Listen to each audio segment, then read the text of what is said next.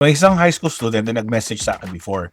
Sabi niya, dito niya raw na-discover yung physical therapy through this podcast. May isang PT student naman na nagsabi na some episodes help them understand different practice settings habang nag-aaral sila.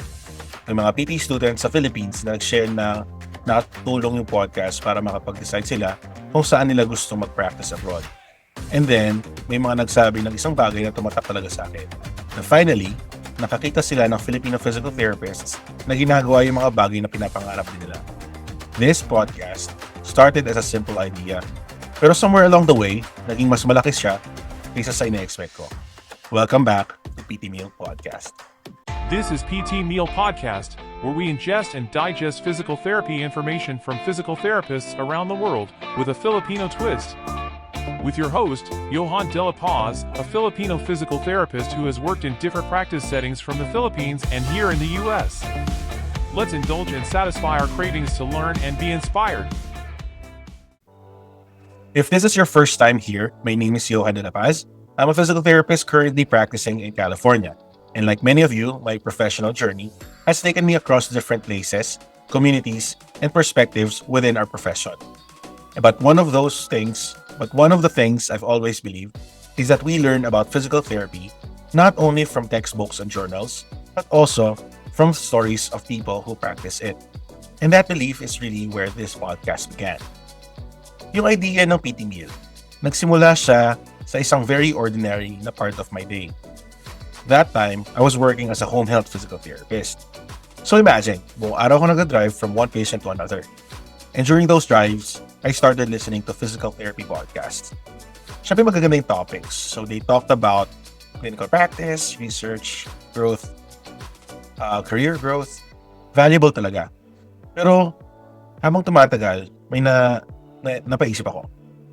Parang may kulang. Hindi dahil hindi sila magaling. They were great. The host was great. The guests were great. The topics were awesome. Pero as a newly emigrated Filipino physical therapist, parang may hinahanap ako na hindi ko makita. I was looking for something familiar.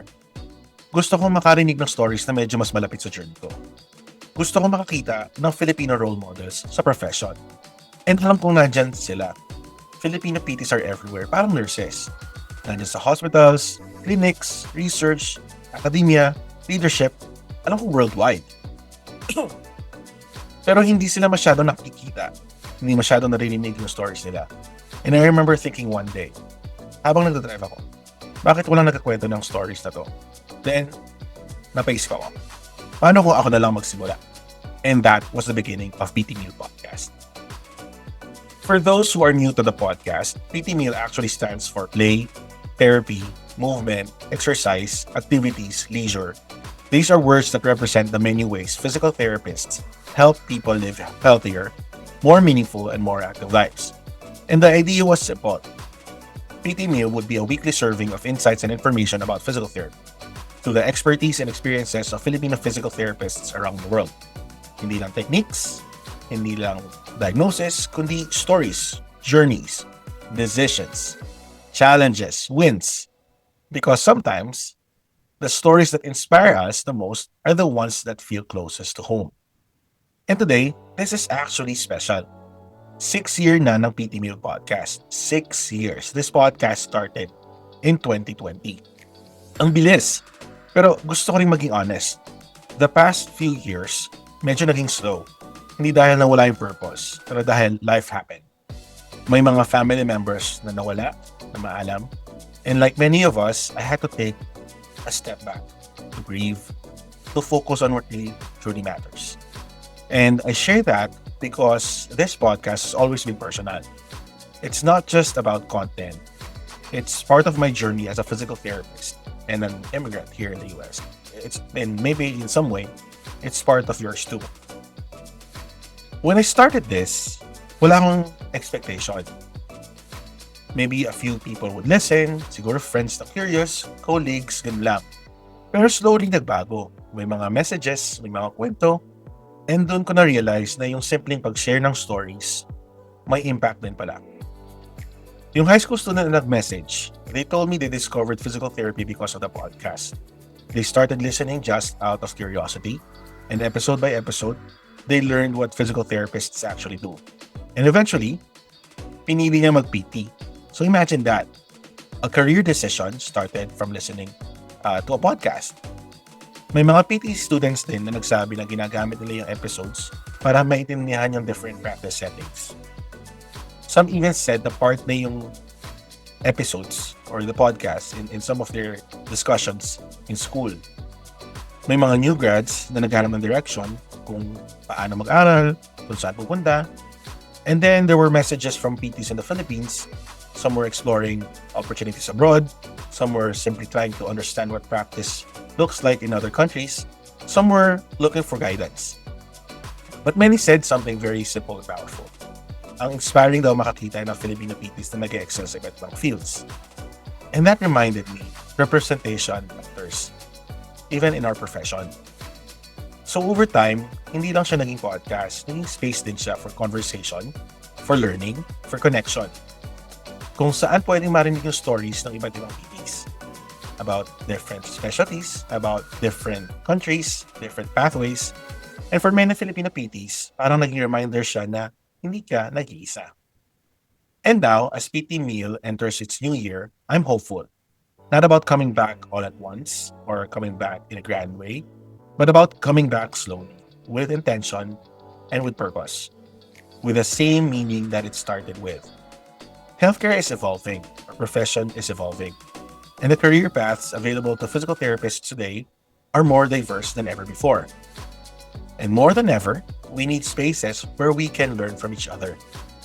As PT Meal comes back, we'll talk about clinical practice, immigration, career growth, research, leadership, innovation, current trends, emerging practices, advocacy, syempre hot topics. And also lahat ng ways na nag-evolve yung profession natin. And gusto ko rin sabihin to, has always been about building a community for Filipino physical therapists worldwide. Pero alam ko rin na hindi ko kayang maabot lahat ng stories. So if you're listening and may kakilala kang PT na may magandang story or may topic ka na gusto mong pag-usapan or Filipino PT that would be a good fit for the podcast, reach out, suggest, nominate. Because this podcast doesn't grow because of me alone. It grows because of all of us. And yes, while this podcast highlights Filipino PTs, may times na mag-invite din ako ng non-Filipino guests. And that's okay. Because learning doesn't have borders. And if there's one thing about Filipino, we are welcoming, we embrace others, we learn from others, and we grow stronger together. So to everyone who listened, who shared, and supported, or kahit nakinig ka lang quietly, thank you. This podcast exists because of you. Physical therapy is more than a profession. It's a community. And within that community, maraming Filipino physical therapists na may stories na dapat marinig. Stories of sacrifice, of migration, of growth, of impact. This podcast is my way of sharing those stories, of building something that connects us across countries, across specialties, across practice settings, across journeys. If kahit isang tao lang ang na-inspire, ang natulungan, ang nakahanap ng direksyon, then this podcast is worth it. So wherever you are right now, whether you're a student, a clinician, an academician, or someone still figuring things out, you are part of this. This is PT Meal, your favorite buffet of stories, insights, and inspiration about the physical therapy profession and practice from the expertise and experiences of physical therapists around the world with a Filipino flavor. And this next chapter, we build it together. Welcome back.